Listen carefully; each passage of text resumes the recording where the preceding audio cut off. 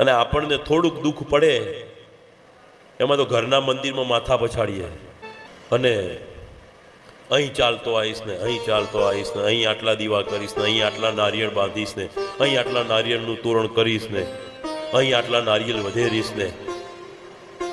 તમે તમારા જીવનની અંદર એટલું સુખ લખાઈને આયા નથી. દુઃખ આવશે જ, દુઃખ પડવાનું જ છે, દુઃખ પડે જ.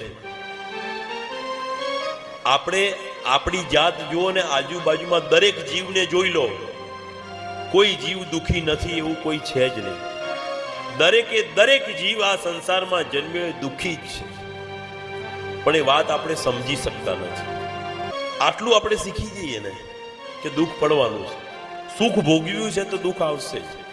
જેમ દિવસ ઉગે તો એ આથમવાનો છે, આથમેલો દિવસ છે બીજે દિવસે સવારે ઉગવાનો છે, આટલી ખબર પડી જવી જોઈએ. બસ દુઃખ આવ્યું છે તો જતું રહેશે, ચિંતા કરવાની જરૂર નથી, ક્યાંય જવાની જરૂર નથી. ઘેર બેઠા બેઠા દુઃખ પડ્યું હોય ને તો જોજો દુઃખમાં તો વધારે પરમાત્માનું નામ લેવાશે, અંતરથી લેવાશે, નાભીથી લેવાશે. આપણા બધાનો અનુભવ છે.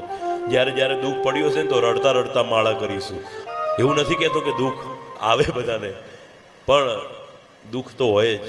આ કનૈયાને આટલું બધું દુઃખ પડ્યું છે તો આપણા જીવનમાં કેમ ના હોય? હશે જ. પણ એ દુઃખમાં કેવી રીતે જીવવું, એ આફતને કેવી રીતે ઉત્સવ બનાવવું, એ શીખવા માટેની આ કથા છે.